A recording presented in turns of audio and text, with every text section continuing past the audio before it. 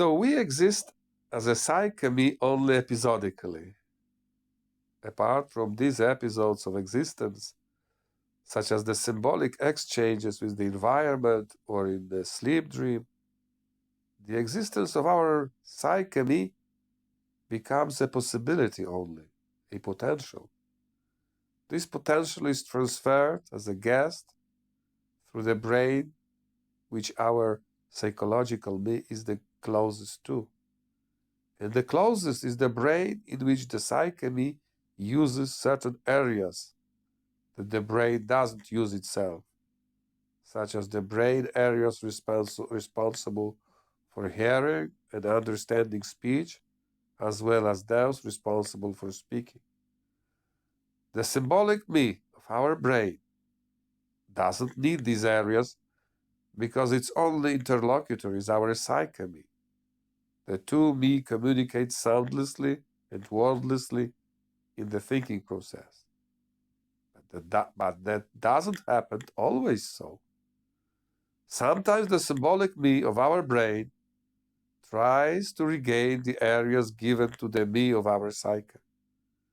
Then a thing happens that terrifies our psyche me. The areas of the brain that care for the brain me, they at the same time care for the me of our psyche. No wonder. But these two parallel streams of the herd are something ominous in the perception of both me, because normally the brain me does not use these instruments, although it does have them. It doesn't use because it doesn't have to, since it communicates only with the me of our psyche.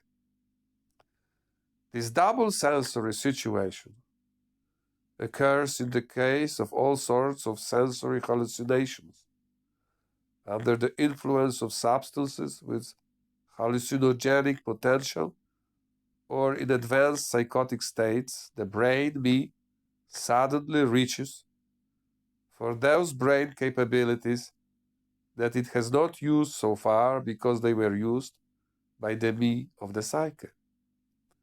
These are mainly the sense organs that perceive external stimuli, but also internal stimuli. So our brain me suddenly begins to see, to hear, to feel tactile sensations. That is, to feel various external and internal sensory impressions. The me of the psyche can only with difficulty perceive sensory impressions at the same time. The patients with the so-called schizophrenia, apart from all sounds coming to them from the outside world, also hear, as they describe it, voices or other sounds more or less systematized, which interfere with the me of the psyche in the communication with the environment. If those voices didn't bother us, we wouldn't be suffering from schizophrenia. In the hallucinatory psychosis, in turn, the me of the brain experiences various sensory impressions coming from its own organism, from the outside and inside.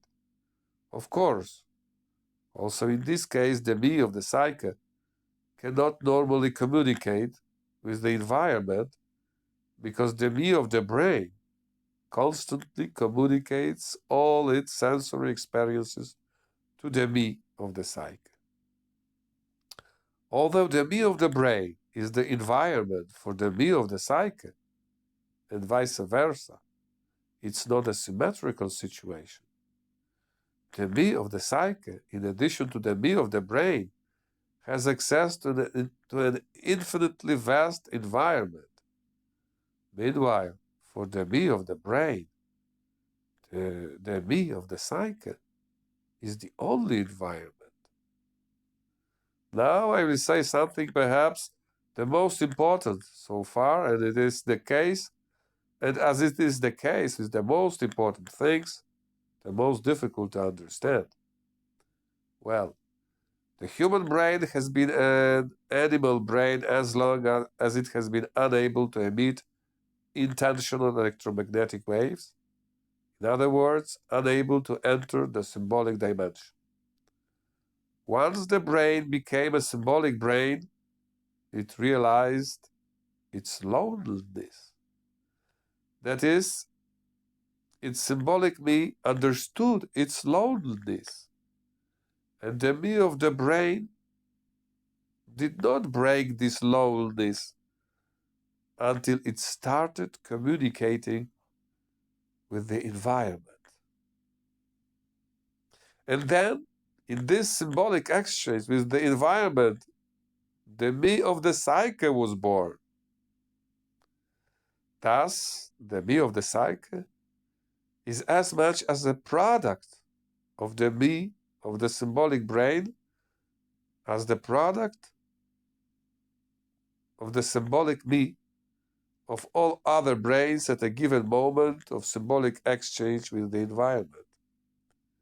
Yes, yes, the me of the psyche is like the photons of light. They can only be approximated and only for a given moment. Each change of the environment causes the symbolic me to change as well.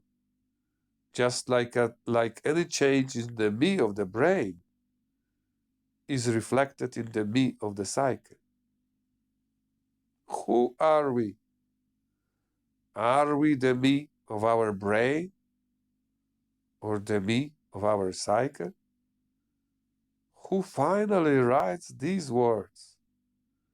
Who will read them? The me of the brain, or maybe the me of the psyche?